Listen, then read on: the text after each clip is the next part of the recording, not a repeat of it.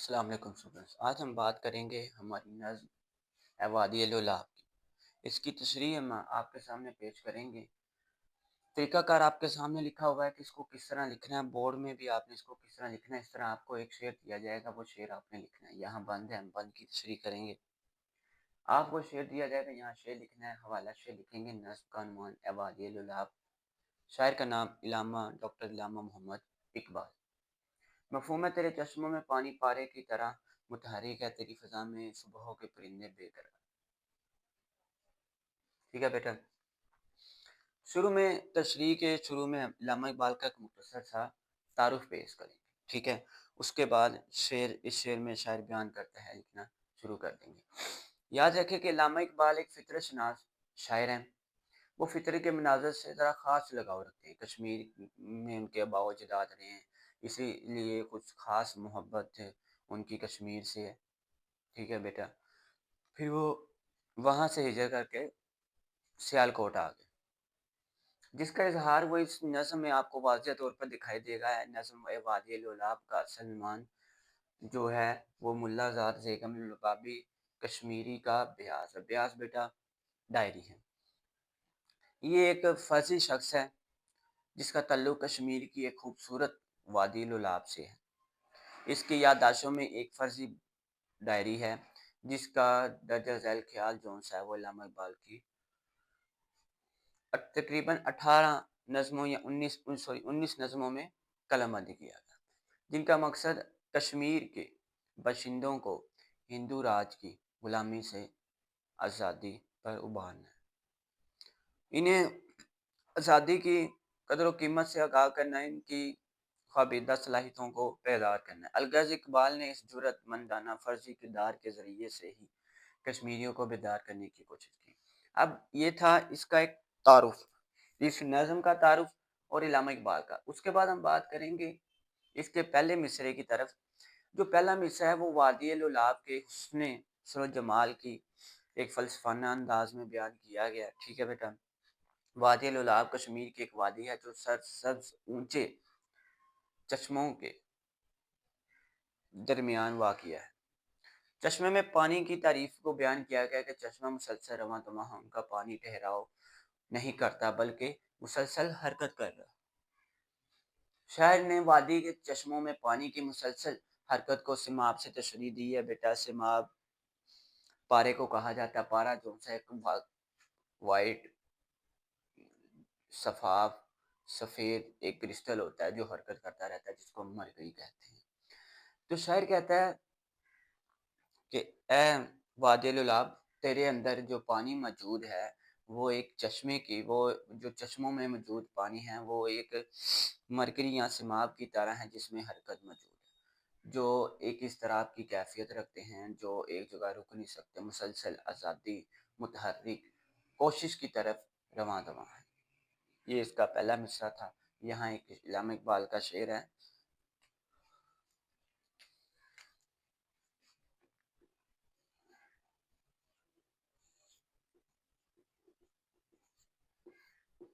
چلنے والے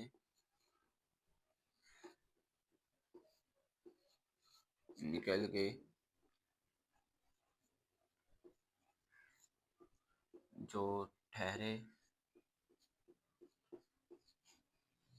ذرا کچھ، ٹھیک ہے بیٹا۔ دوسرے شعر میں علامہ اقبال بیان کرتے ہیں کہ وہاں جو موجود چرند پرند جتنے بھی ہیں وہ بھی اپنی صبح کی جو آواز ہے اس میں بھی ان کے ہاں جو وہ بولتے ہیں ان میں بے قراری سی دکھائی دیتی ہے، ان میں ایک ایسی جھلک دکھائی دیتی ہے جو آزادی کی طرف متحرک ہے۔ وہ ایک جگہ پر نہیں رہ سکتے، کسی کی قید میں نہیں رہ سکتے، وہ بھی آزادی کے لیے جدوجہد کر رہے ہیں۔ بےتابی پرندوں کی علامہ اقبال کی اس نظم میں واضح طور پر نظر آتی ہے۔ تو یہ بیٹا پہلا مصرعہ، اس مصرعے میں پانی چشموں میں موجود جو پانی ہے وہ پارے کی طرح حرکت کر رہا ہے، ایک جگہ نہیں رہ سکتا۔ دوسرے مصرعوں میں علامہ اقبال نے صبح کے جو کشمیر کی وادی کی فضا ہیں، وہاں جتنے بھی پرندے ہیں انہی کی بے قراری کا جو حال ہے وہ علامہ اقبال نے اس پہلے بند میں پیش کیا ہے۔ ٹھیک ہے بیٹا، یہ پہلا بند تھا۔ دوسرے شعر کی بات کریں گے۔ دوسرے شعر میں علامہ محمد اقبال، ٹھیک ہے بیٹا، آپ کے سامنے علامہ اقبال کا تعارف جو ہے وہ آپ نے تشریح میں لازمی کرنا ہے۔ دوسرے شعر میں علامہ اقبال مذہبیت کو نہیں سامنے لے کر ہے، لیکن وہ یہ بات کو سامنے رکھتے ہیں کہ اگر ملا اور مسجد کے ممبر پر بیٹھنے والے یا علماء کرام اگر انسان اپنی حریت اور جذبہ لوگوں کے سامنے پیش کریں گے تو ان کے اندر جو آزادی کا ولولہ ہے وہ پیدا ہوگا۔ اسلام ایک آزاد ملک ہے اور آزادی پر زور دیتا ہے۔ اسلام نے غلامی کا نظام ختم کیا۔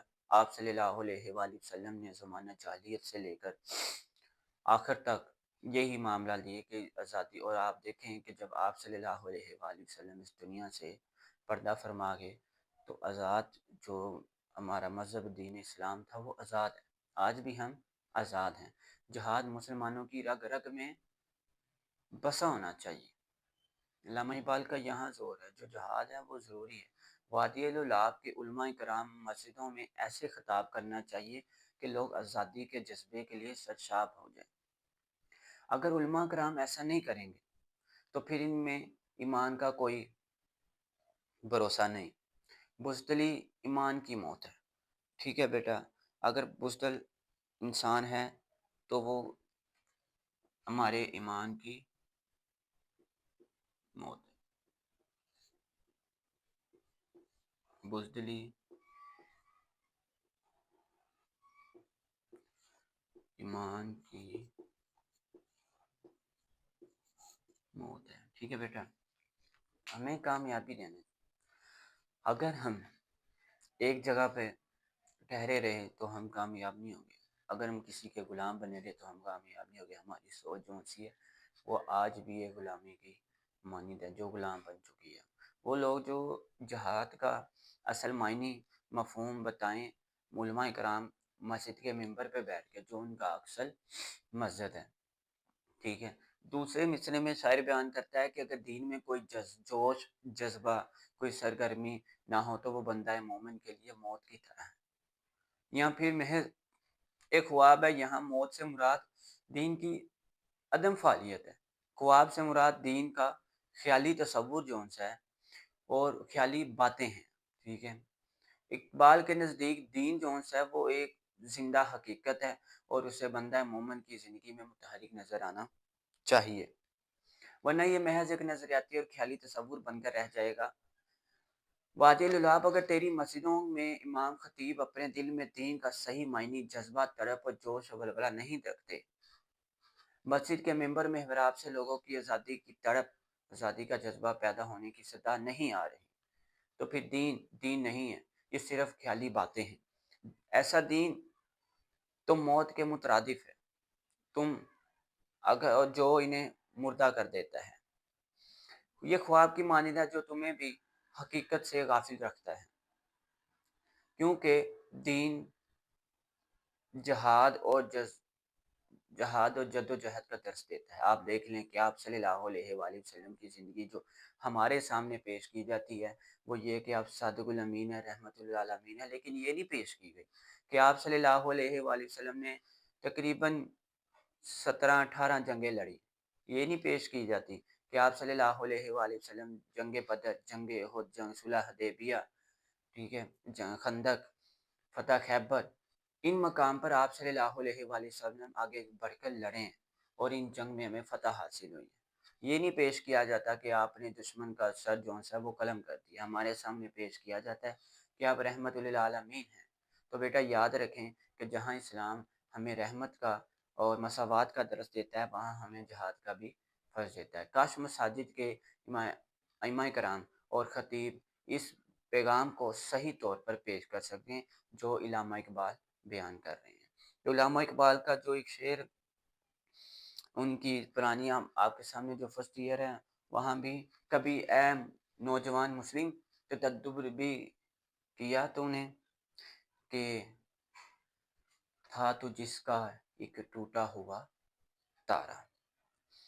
بیٹا یہ ہے ہمارا بند نمبر دو الفاظ، ایک شعر ہے اقبال کا، الفاظ و معنی میں تغافل نہیں لیکن ملا کی آزاد اور مجاہد کی اذاں اور ہے. تو یہاں آپ لکھ سکتے ہیں الفاظ و معنی میں تغافل نہیں لیکن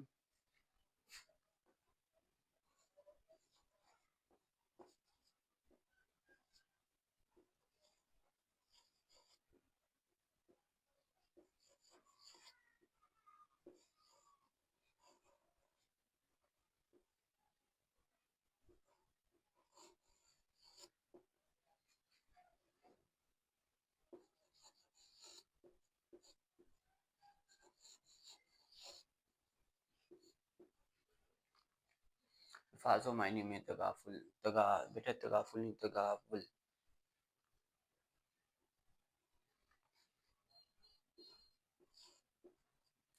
تغافل نہیں لیکن لکھ لیا. ٹھیک ہے، اس کے بعد لکھیں ملا کی اذاں اور مجاہد کی اذاں اور.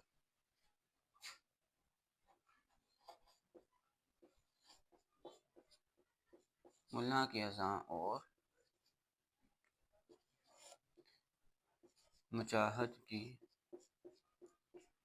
اذاں اور. ٹھیک ہے بیٹا، یہ بھی علامہ اقبال کا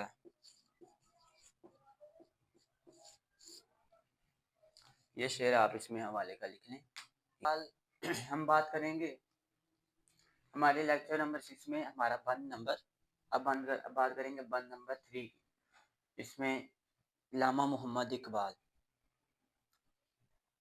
ایک حیرت پسند شاعر تھے. آپ کی شاعری میں مسلم امت کی بیداری کی کوشش کی گئی. آپ نے مسلمانوں کو بیدار کیا اور اسی کے لیے آپ نے جتنی بھی شاعری ہے وہ اسی حوالے سے کی.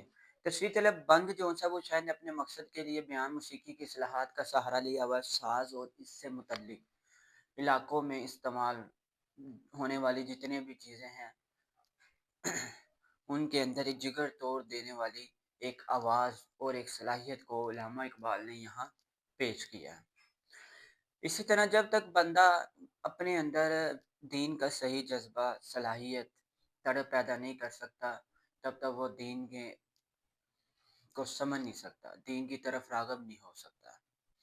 ستار ایک مخصوص قسم کا ساز ہوتا ہے جس میں تار لگے ہوتے ہیں. ان تاروں کے تناؤ کی وجہ سے آواز پیدا ہوتی. ٹھیک ہے، اسی طرح جتنے زیادہ تنے ہوں گے اتنی زیادہ ہی آوازیں پیدا ہوں گی. کسی ستارے کے تار ڈھیلے ہو تو مضطرب سی ضرب لگتی ہے، ہلکی سی بے چینی سی. شاعر بھی اسی طرح کہتا ہے کہ اگر آپ کے اندر آپ کے دین کی صلاحیت جذبہ جوش نہیں ہوگا تو آپ کو اس کی سمجھ نہیں آئے گی. اور اگر یہی جذبہ آپ کو اپنی آزادی کے لیے ہوگا تو آپ آزادی حاصل کر پائیں گے. جب تک آپ اپنی آزادی کے لیے جذبہ جوش پیدا نہیں کر پائیں گے تب تک آپ آزادی کی طرف راغب نہیں ہوں گے. علامہ اقبال کا ہی ایک شعر ہے غلامی میں ناکام آتی ہیں شمشیریں نہ تدبیریں، جو ہو ذوق یقین پیدا تو کٹ جاتی ہیں زنجیریں. جگر کو چیر دینے والی جو آوازیں اثر انداز جو ساز ہیں اس کو ہم خیالات اور نظریات جو ہیں اسی وقت ممکن ہوں گے جب اس کے پیچھے ایک مکمل اور صحیح ساز ہو. یعنی کہ آپ ایک ساز کو سن رہے ہیں، اس میں آپ مدن ہو رہے ہیں، اچانک سے ساز میں ڈھیلاپن پیدا ہو جائے، اچانک سے ساز جو ہے وہ بجنا بند ہو جائے تو آپ کے اندر ایک اضطراب سی کیفیت، آپ غصے میں آنا شروع ہو جائیں گے. تو اسی طرح جو دین ہے اگر آپ کے اندر دین کے حوالے سے جذبہ ہے تو آپ دین کی صحیح سمجھ لے سکیں گے. لیکن اگر دین کے حوالے سے جذبہ نہیں تو آپ اس کی صحیح سمجھ نہیں لے سکیں گے. اسی طرح اگر آپ کو آزادی وادی الولاب کے باشندوں کو مخاطب ہو کر کہہ رہے ہیں اگر آپ کے اندر آزادی کی طلب نہیں، اس کا جذبہ نہیں، اس کی حیریت نہیں تو آپ کامیاب نہیں ہو سکتے، آپ آزادی نہیں لے سکتے. اگر خطیب کے لہجے میں توانائی نہ ہو تو اس کی بات میں بھی کوئی اثر نہیں ہوگا. تو اسی طرح وہ آپ ایک شعر لکھ لیں جو میں نے ابھی آپ کو پڑھا ہے غلامی میں ناکام آتی ہیں شمشیریں نہ تدبیریں.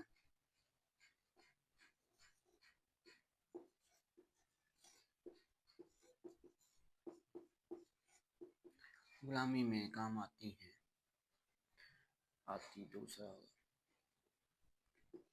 آتی ہیں یہاں شمشیریں نہ تدبیر،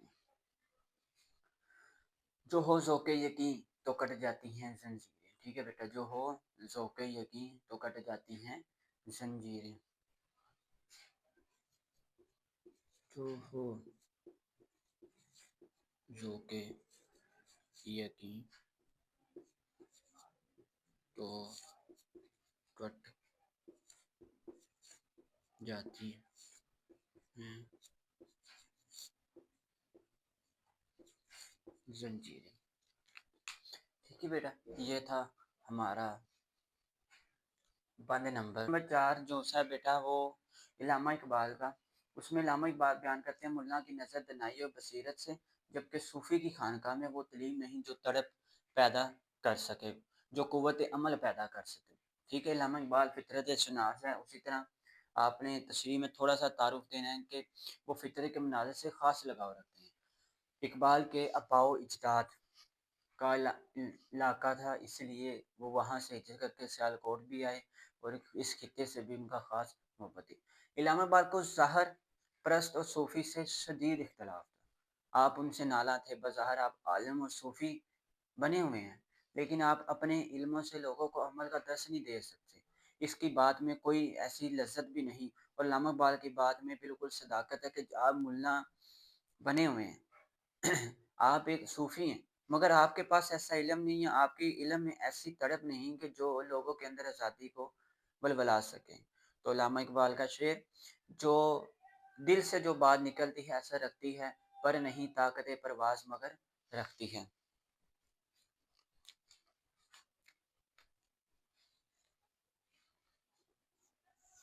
دل سے جو بات نکلتی ہے اثر رکھتی ہے، پر نہیں طاقت پرواز مگر رکھتی ہے، ٹھیک ہے بیٹا۔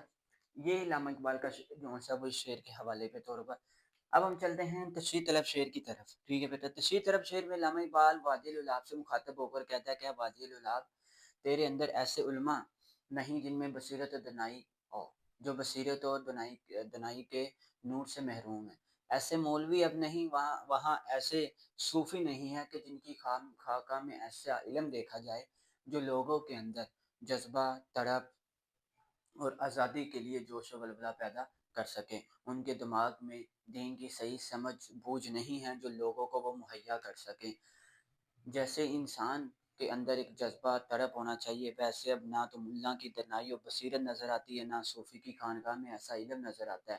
ان کے پاس جو سا وہ شراب یعنی کہ تعلیم، جوش و جذبہ جیسی شراب، جو سی شراب طور ان کے پاس اب میسر نہیں۔